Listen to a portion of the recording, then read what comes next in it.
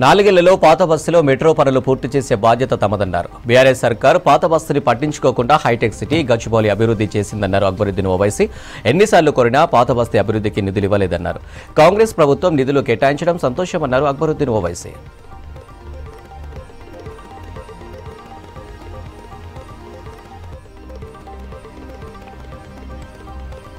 హరీష్ రావుకు strong counter ఇచ్చారు CM Revanth Reddy.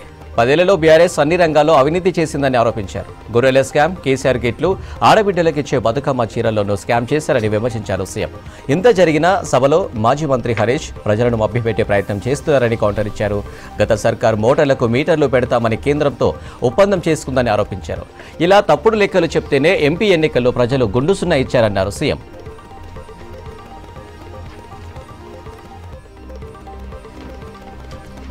రాష్ట్రంలో కొత్త ఉద్యోగాలు ఇవ్వటమే కాదు, ఉద్యోగాలకు కోచింగ్ ఇస్తున్నామన్నారు deputy CM Bhatti Vikramarka.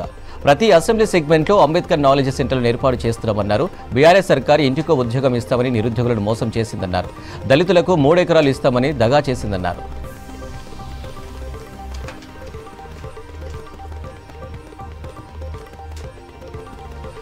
Harish budget పై మాట్లాడకుండా టైంపాస్ చేస్తున్నారని మండిపడ్డారు మంత్రి కోమటిరెడ్డి వెంకటరెడ్డి. బడ్జెట్ పై ప్రభుత్వాన్ని చీల్చి చెండాడుతామన్న ప్రతిపక్ష నేత సభకు ఎందుకు రాలేదని ప్రశ్నించారు. గత ప్రభుత్వంలో హరీష్ డమ్మీ మంత్రి అంటూ కౌంటర్ ఇచ్చారు. ఆయనకు మాట్లాడే అర్హత లేదన్నారు. మంత్రి కోమటిరెడ్డి వ్యాఖ్యలను ఖండించారు హరీష్.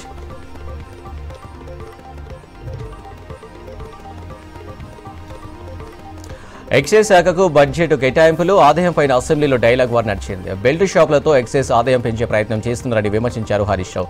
మద్యాన్ని నియంత్రిస్తామని కాంగ్రెస్ ఎన్నికల మేనిఫెస్టోలో పెట్టారని గుర్తు చేశారు. ఎక్సైజ్ ఆదాయాన్ని ఎలా పెంచుతారో ప్రభుత్వం చెప్పాలని ప్రశ్నించారు. దీనిపై డిప్యూటీ సీఎం భట్టి, ఎక్సైజ్ శాఖ మంత్రి జూపల్లి కౌంటర్ ఇచ్చారు. తాము రాష్ట్రాన్ని బాగు చేస్తుంటే హరీష్కి గిట్టడం లేదని భట్టి ఫైర్ అయ్యారు. అక్రమ మద్యాన్ని అరికట్టడం వల్లే ఆదాయం పెరిగిందని చెప్పారు జూపల్లి.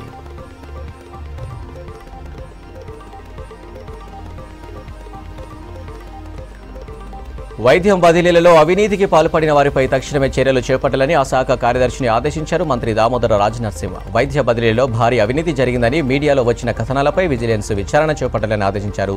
బదిలీలో అవకతవకలకు పాల్పడినట్లు విచారణలో తేలితే ఎంతటి స్థాయి వారినైనా వదలకుండా చర్యలు చేపట్టాలని ఆరోగ్య శాఖ కార్యదర్శిని ఆదేశించారు దామోదర.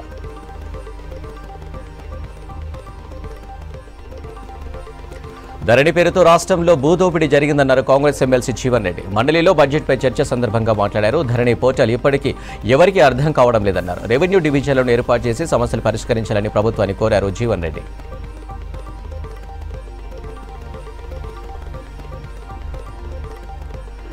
కాళేశ్వరం వ్యవహారంలో కాంగ్రెస్ కు అహం అడ్డొస్తుందన్నారు బీఆర్ఎస్ వర్కింగ్ ప్రెసిడెంట్ కేటీఆర్. కాళేశ్వరం బ్యారేజ్లను రిపేర్ చేయకుండా ఆరోపణలతో ప్రభుత్వం కాలయాపన చేస్తుందన్నారు. కాళేశ్వరానికి జరగరానిది జరిగితే ప్రభుత్వమే బాధ్యత వహించాలన్నారు. బీఆర్ఎస్ ఎల్పీ కార్యాలయంలో మీడియాతో చిట్చాట్ చేశారు కేటీఆర్. కాళేశ్వరంపై ఎన్డీఏసీ రిపోర్ట్ కాదు, ఎన్డీఏ రిపోర్ట్ అని విమర్శించారు కేటీఆర్. అసెంబ్లీలో బడ్జెట్పై హాట్గా చర్చ జరిగింది. మాజీ మంత్రి హరీష్ రావు, సీఎం రేవంత్ మంత్రుల మధ్య మాటల యుద్ధం కొనసాగింది.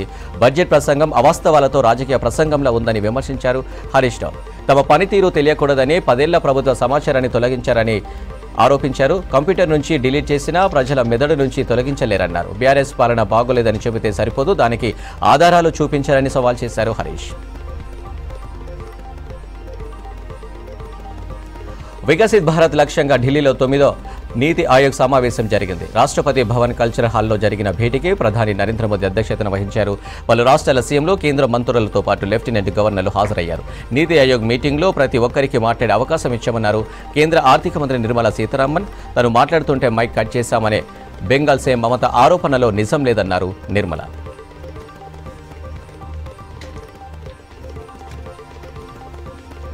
స్కిల్ డెవలప్మెంట్ కోసం కేంద్ర బడ్జెట్లో కొత్త స్కీమ్ తెచ్చామన్నారు కేంద్ర మంత్రి మన్సుఖ్ మాండవయ్య.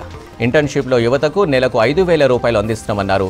రాబోయే 5 ఏళ్లలో 1 కోటి మంది యువతకు ఉద్యోగాలు కల్పిస్తామన్నారు. ఛత్తీస్గఢ్లో పర్యటించిన మాండవయ్య ఎంఎస్ఎంఈలను ప్రోత్సహించడం ద్వారా దేశ వృద్ధి రేటు పెంచుతామన్నారు.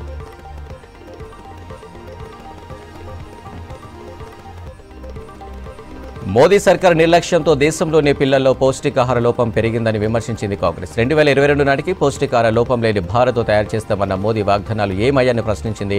ప్రస్తుతం దేశంలోని 60% మంది పిల్లలు తీవ్ర పోషకాహార లోపంతో ఉన్నారంటూ ట్వీట్ చేసింది కాంగ్రెస్ పార్టీ.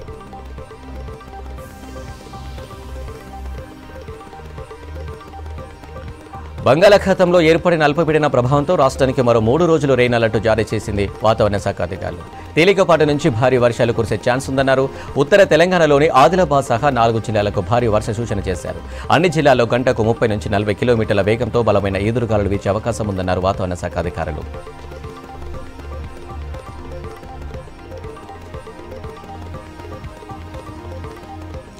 దేశవ్యాప్తంగా ఉపరితల ఆవర్తనం ప్రభావంతో విస్తారంగా వర్షాలు పడుతున్నాయి. ఉత్తరాఖండ్, యూపీ, మహారాష్ట్ర, గుజరాత్, ఢిల్లీ రాష్ట్రాల్లో కుండపోత వానలు కురుస్తున్నాయి.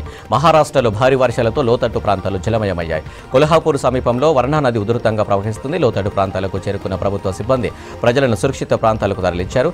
5,800 మందికి పైగా వరద బాధితులను సురక్షిత ప్రాంతాలకు తరలించారు అధికారులు. దేశవ్యాప్తంగా మరో 2 రోజులు వర్షాలు ఉండడంతో ప్రజలు అప్రమత్తంగా ఉండాలన్నారు ఐఎండీ అధికారులు.